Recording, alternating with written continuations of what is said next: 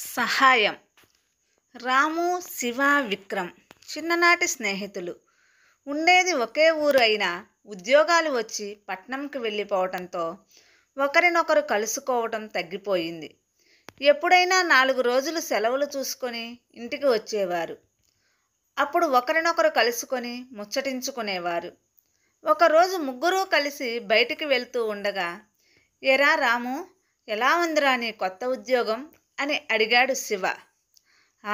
ఏదోరా, అలా అలా జరిగిపోతుంది" అని సమాధానమిచ్చాడు రాము. "ఇరా, ఏం అలా అంటున్నావు? పని ఎక్కువగా ఉందా ఏంటి?" అని అడిగాడు శివ. "అవునరా, ఉదయం వెళ్ళినప్పటి నుండి సాయంత్రం తిరిగి వచ్చే వరకు క్షణం తీరిక ఉండట్లేదురా. అందుకే తొందరలో ఇంకో కంపెనీ మారాలి అని అనుకుంటున్నాను." "అవునరా, అదే మంచిది. అంత వర్క్ ప్రెజర్ ఉన్నా కష్టమే. మంచి నిర్ణయం తీసుకున్నావు" అని అన్నాడు విక్రమ్. ఇలా ముగ్గురు మాట్లాడుకుంటూ వెళ్తున్నారు. దారిలో ఒక ముసలావిడ తన కూతురికి ఏదో ఆపరేషన్ చేయాలని, అందుకు డబ్బు అవసరమని ఆ దారిలో వచ్చే వాళ్ళందరినీ అడుగుతూ ఉంది. అలానే వీళ్ళని కూడా అడగటంతో రాము, శివ వాళ్ళకు తోచిన సహాయం చేశారు. విక్రమ్ మాత్రం ఆ అవ్వని చూసి చూడనట్టుగా వెళ్ళిపోయాడు. "ఏరా విక్రమ్, నువ్వెందుకు ఏమీ ఇవ్వలేదు ఆ అవ్వకి?" అని అడిగాడు శివ. విక్రమ్ నవ్వుతూ, "మీరిద్దరు ఇచ్చారు కదా, చాలేరా. నేను ఒక్కడిని ఇవ్వకపోతే ఏం కాదులే, పదండ్రా పోదాం." "అదేంటిరా అలా అంటావు? ఆవిడ ఎంత అవసరంలో ఉందో ఏంటో పాపం. ఎంతో కొంత ఇచ్చి ఉండవలసింది" అని అన్నాడు రాము.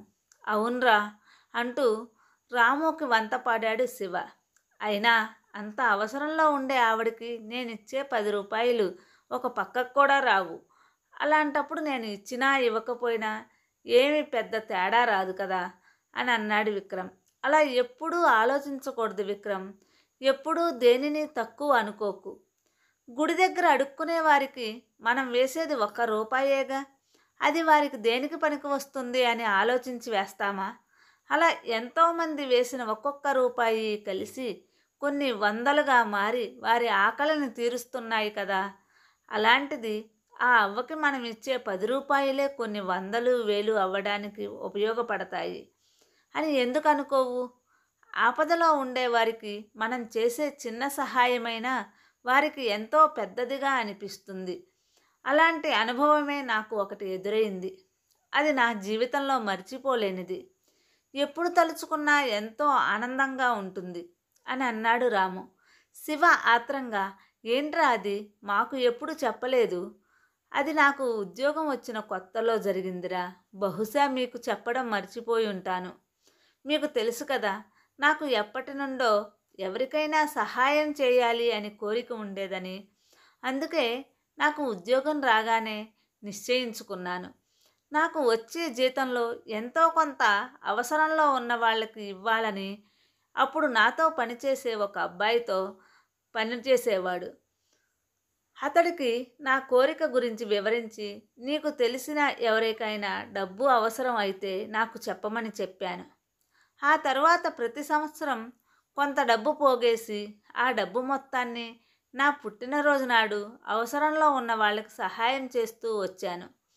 అలా అనుకున్న తర్వాత నా మొదటి సహాయం ఒక చదువుకునే అబ్బాయికి అత్యవసరం అని చెప్తే డబ్బు పంపాను. తను ఎవరో కూడా నాకు తెలియదు. డబ్బు అందిన వెంటనే అతను నా స్నేహితుడితో నాకు ధన్యవాదాలు చెప్పమన్నాడు.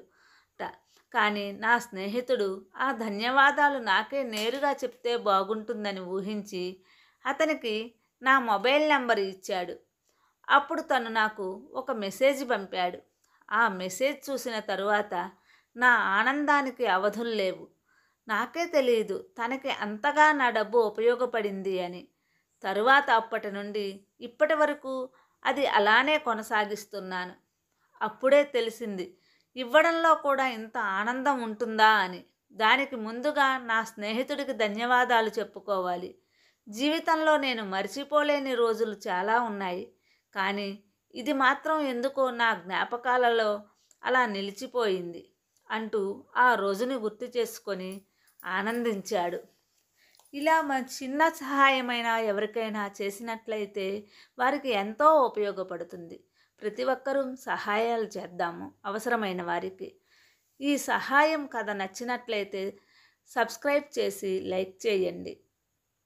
మీ అభిప్రాయాన్ని కామెంట్ రూపంలో తెలియజేయండి.